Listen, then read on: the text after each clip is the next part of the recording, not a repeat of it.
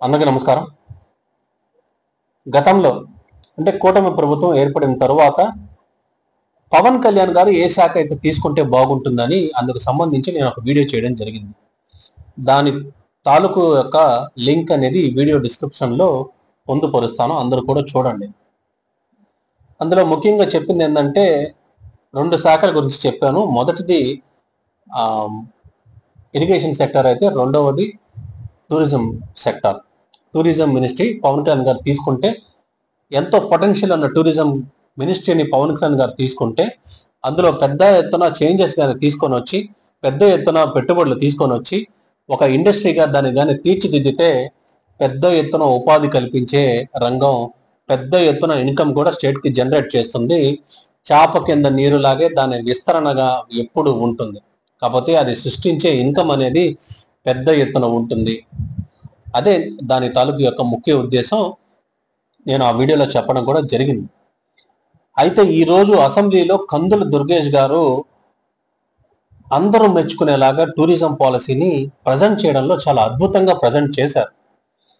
ఎప్పుడైనా కానీ ఒక పాలసీలో దానిలో స్టఫ్ లేనప్పుడు దాని ప్రజెంటేషన్ కానీ బాగిస్తే ఆ పాలసీలో ఉన్న స్టఫ్ లేకపోయినా కానీ ఏదో బాగున్నట్టుగా అనిపిస్తుంది. ఎప్పుడైతే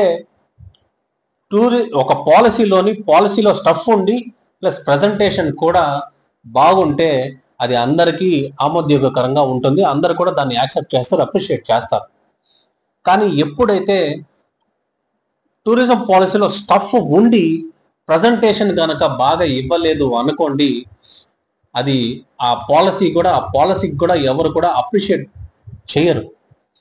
కానీ ఈరోజు కందుల దుర్గేష్ గారు అటుపక్క పాలసీని కూడా ఏ విధంగా టూరిజం సెక్టార్ని మేము ముందుకి తీసుకెళ్లాలనుకుంటున్నాం, విధి విధానాలు ఎక్స్ప్లెయిన్ చేస్తూనే ఆ యొక్క పాలసీలో స్టఫ్ ఉండడమే కాకుండా తను ప్రజెంట్ చేయడం కూడా చాలా అద్భుతంగా ప్రజెంట్ చేశారు. అంటే పవర్ పాయింట్ ప్రజెంటేషన్ ఇవన్నీ లేకపోయినా కానీ మనం ఎక్స్ప్లెయిన్ చేసే విధానం ప్రజలకి అర్థమయ్యే విధంగా ఉంది కాబట్టి, ప్లస్ అందరూ కూడా ఉన్న సభ్యులందరూ కూడా అందరూ అప్రిషియేట్ చేయడం జరిగింది. కందుల దుర్గేష్ గారు చాలా అద్భుతంగా ఈరోజు అసెంబ్లీలో టూరిజం పాలసీని ప్రజెంట్ చేయడం జరిగింది. గతంలో కూడా మంత్రి రోజా గారు టూరిజం శాఖను తీసుకున్న తర్వాత ఏదో అట్టహాసంగా బెంగళూరు నుంచి గండికోటకి బస్సు చేస్తున్నామని తన మొదటి సంతకం పెట్టారే కానీ ఆ తర్వాత టూరిజం పాలసీ యొక్క ఇతర రాష్ట్రాలకి ఏ విధంగా టూరిజం పాలసీని చేసుకుంటున్నారు అని స్టడీ చేయడం కానీ, లేదన్నా టూరిజం పాలసీని తీసుకొని వచ్చారో లేదో నాకు కరెక్ట్గా ఐడియా లేదు. కానీ వైసీపీ ప్రభుత్వం మొత్తానికి టూరిజం ఆ మినిస్ట్రీని ముందుకి కదలనివ్వకుండా చేసుకున్నారు వైసీపీ ప్రభుత్వం, ముఖ్యంగా మంత్రి రోజా గారు. ఏదో గండికోటలో 7 స్టార్ హోటల్ నిర్మిస్తామని అతను ఎవరినో తీసుకొని వచ్చారు కూడా, అది నిర్మాణం జరిగిందా జరగలేదని కూడా విషయం నాకు కరెక్ట్గా తెలియదు. కానీ నాకు తెలిసినంత వరకు నేను చెప్పేది ఏంటంటే, గండికోట ఆ పర్యాటక ప్రాంతంలో అందరూ కూడా ఇష్టపడేది ఏంటంటే ఓపెన్ టెంట్ మాత్రమే. జనరల్గా అక్కడికి వెళ్ళేవారు కూడా ఓపెన్ టెంట్ అంటే ఉన్న రాక్ స్ట్రక్చర్స్ మీద ఒక టెంట్ వేసుకొని ఆ రోజు రాత్రి అక్కడ స్పెండ్ చేయడం, నేచర్ని ఎంజాయ్ చేసి రావడం, ఇదే మోస్ట్లీ చాలా వరకు అక్కడ చేసి అందరూ దీనికోసం ముఖ్యంగా వెళ్తూ ఉంటారు. కానీ ఒక 7 స్టార్ పొటెన్షియల్ అనేది గండికోటకి ఉందా లేదా అనేది నాకు తెలిసినంత వరకు అంత అవసరం లేదనేదే నా అభిప్రాయం. కానీ అక్కడ ఏదో సంథింగ్ 7 స్టార్ హోటల్ నిర్మిస్తామన్న రీతిలో వైసీపీ ప్రభుత్వం ప్రకటించిందే కానీ అంత స్టఫ్ ఉన్న అంటే ఆ టూరిజం సర్క్యూట్లో జనరల్గా టూరిస్ట్ అనే వ్యక్తి అట్లా ప్రిఫర్ చేయడం అనేది నా ఒపీనియన్. అంతేగాని దానికి ఆ పొటెన్షియల్ ఉందా లేదా అనేది కాదు. కానీ జనరల్గా ఓపెన్ టెంట్ బిజినెస్ అక్కడ జనరల్గా ఎక్కువ జరుగుతుంటుంది. ఒక 3 స్టార్ కానీ 5 స్టార్ కానీ ఉండే కెపాసిటీ గండికోటకు అనేది ఉంది. సరే, ఓకే, ఈ విషయాన్ని కానీ పక్కన పెడితే కందుల దుర్గేష్ గారు ప్రజెంట్ చేయడంలో చాలా అద్భుతంగా ప్రజెంట్ చేశారు. ప్రభుత్వం ఏ విధంగా ముందుకు వెళ్తుంది టూరిజం సెక్టార్లో, టూరిజంలో టెంపుల్ సర్క్యూట్స్ కానీ, ఇటు మౌంటైనింగ్ టూరిజం కానీ, లేకుంటే అడ్వెంచరింగ్ టూరిజమ్స్ కానీ, లేకుంటే వాటర్ స్పోర్ట్స్ టూరిజం కానీ, ఇవన్నీ కూడా ఒక మంచి పాలసీతో మేము ముందుకు వస్తున్నాం. స్మాల్ అండ్ మీడియం ఇన్వెస్టర్స్ కానీ, మెగా ఇన్వెస్టర్స్ కానీ, అల్ట్రా మెగా ఇన్వెస్టర్స్ కానీ ఒక ప్రభుత్వం దగ్గర నిధుల కొరత ఉందని ఎక్స్ప్లెయిన్ చేస్తూనే పబ్లిక్ ప్రైవేట్ పార్ట్నర్షిప్ లో దీన్ని ముందుకు తీసుకెళ్తాము, ప్రభుత్వం ఇన్సెంటివ్స్ కూడా వారికి కల్పించే విధంగా చేస్తుంది. ఎక్కడ ఆంధ్రప్రదేశ్ లో గుర్తింపుకు నోచుకొని పర్యాటక ప్రాంతాలు ఉన్నాయో అవన్నీ కూడా గుర్తించి వాటిని అక్కడ మౌలిక సదుపాయాలు ఏర్పాటు చేసి పెద్ద ఎత్తున టూరిజం ఇండస్ట్రీని ముందుకు తీసుకెళ్తామని ఆయన తన ప్రజెంటేషన్ లో చాలా అద్భుతంగా చెప్పడం జరిగింది. కూటమి ప్రభుత్వం కూడా దీన్ని అప్రిషియేట్ చేస్తూ చాలా మంది సభ్యులు కూడా వారి యొక్క అసెంబ్లీ నియోజకవర్గాల్లో ఏవైతే ఉన్నాయో అవన్నీ కూడా అసెంబ్లీలో ఈరోజు చర్చించడం జరిగింది. అది మాత్రమే కాకుండా కందుల దుర్గేష్ గారు ఏ జిల్లాకి సంబంధించి ఆ జిల్లాకి టూరిజం కాన్క్లేవ్ అనేది కండక్ట్ చేస్తాం, అప్పుడు అక్కడ ఉన్న పర్యాటక ప్రాంతాలన్నీ కూడా లైమ్ లైట్ లోకి వచ్చి టూరిజం ఇండస్ట్రీకి తెలిసే విధంగా అక్కడ తిరిగి మళ్ళీ అక్కడ ఏవి చేస్తే బాగుంటుంది, ఎట్లా అభివృద్ధి చేస్తే బాగుంటుంది, ఎట్లా డెవలప్ చేస్తే బాగుంటుందని అవన్నీ కూడా ఆ కాన్క్లేవ్ లో చర్చకు వస్తాయి. కాబట్టి దాన్ని కూడా ఆయన ఆ టూరిజం పాలసీలో ఈరోజు అసెంబ్లీలో వివరించడం జరిగింది. అది మాత్రమే కాకుండా ఆంధ్రప్రదేశ్కి మెడికల్ టూరిజంలో ఇప్పటికే తెలంగాణ ప్రభుత్వం మెడికల్ టూరిజంలో సంవత్సరానికి 50 కోట్ల రూపాయలు తెలంగాణ ఖజానాకి వచ్చి చేరుతుంది.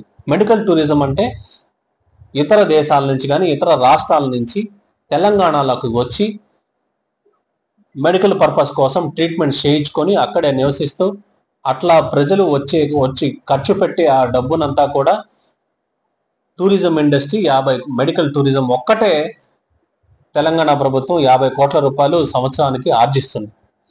ఆంధ్రప్రదేశ్లో కూడా ఇంటర్నేషనల్ స్టాండర్డ్స్ కలిగిన మెడికల్ ఫెసిలిటీస్ ఉన్న హాస్పిటల్స్ ఉన్నప్పటికీ కూడా, డాక్టర్స్ కూడా ఉన్నప్పటికీ కూడా, కాకపోతే ఇతర రాష్ట్రాలతో కంపేర్ చేసుకుంటే మన స్టేట్కి యాక్చువల్గా అసలు ఇప్పుడు క్యాపిటల్ లేదు కాబట్టి సో అటువంటివన్నీ కూడా మెడికల్ టూరిజం కోసం వచ్చేవారు గమనిస్తారు. కాబట్టి రేపు రాబోయే రోజుల్లో అమరావతిలో ఒక మంచి హెల్త్ సిటీ కూడా ప్రభుత్వం ఏర్పాటు చేసే దిశగా అడుగులు కూటమి ప్రభుత్వం వేస్తుంది. అలా ఇంటర్నేషనల్ స్టాండర్డ్స్ కలిగిన అన్ని సదుపాయాలు అక్కడ ఏర్పాటు చేసుకుంటే మెడికల్ టూరిజం కూడా ఆంధ్రప్రదేశ్ అనేది పెద్ద ఎత్తున పొటెన్షియల్ అనేది ఉంది. ఎందుకంటే చాలా వరకు ఆఫ్రికన్ కంట్రీస్ కానీ మిడిల్ ఈస్ట్ కంట్రీస్ కానీ ఇండియాకు వచ్చి ట్రీట్మెంట్ అనేది చేసుకుంటూ ఉంటారు. సో మెడికల్ టూరిజం కూడా చాలా పొటెన్షియల్, టూరిజం సెక్టార్లో భాగమైన మెడికల్ టూరిజం కూడా ఎంతో పెద్ద పొటెన్షియల్ కలిగిన టూరిజం ఇండస్ట్రీ. సో కందుల దుర్గేష్ గారు చెప్పినట్టు పబ్లిక్ ప్రైవేట్ పార్ట్నర్షిప్ లో ముందుకు వెళ్ళి టూరిజం సెక్టార్ని, టూరిజం ఇండస్ట్రీని బాగా డెవలప్ చేసి ఎక్కడ లైమ్ లైట్ లోకి రాని పర్యాటక ప్రదేశాలను అన్నిటి కూడా గుర్తించి అక్కడ మౌలిక సదుపాయాలు ఏర్పాటు చేసి పెద్ద ఎత్తున కానీ ఉపాధి కల్పన కానీ సృష్టిస్తే టూరిజం సెక్టార్ అనేది చాలా వేగంగా అభివృద్ధి చెందుతుంది. టూరిజం సెక్టార్ అసలు చాలా పొటెన్షియల్ ఉన్న ఇండస్ట్రీ టూరిజం ఇండస్ట్రీ. గతంలో కూడా నేను కొన్ని వీడియోస్లో చెప్పడం జరిగింది. టూరిజం సెక్టార్ అనేది చాలా పొటెన్షియల్ ఉన్న టూరిజం ఇండస్ట్రీ.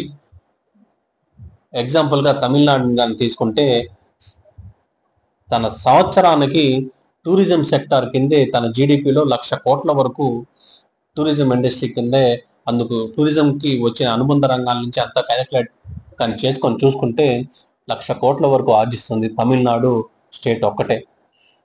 సో అది సృష్టించే ప్రతిఫలాలు చాలా భారీగానే ఉంటాయి ఎప్పుడు టూరిజం ఇండస్ట్రీలో. కాకపోతే పైకి మనకంత కనపడకుండా పోతుంది కాబట్టి అది సృష్టించే లాభాలు అన్నీ ఇన్ని కావు.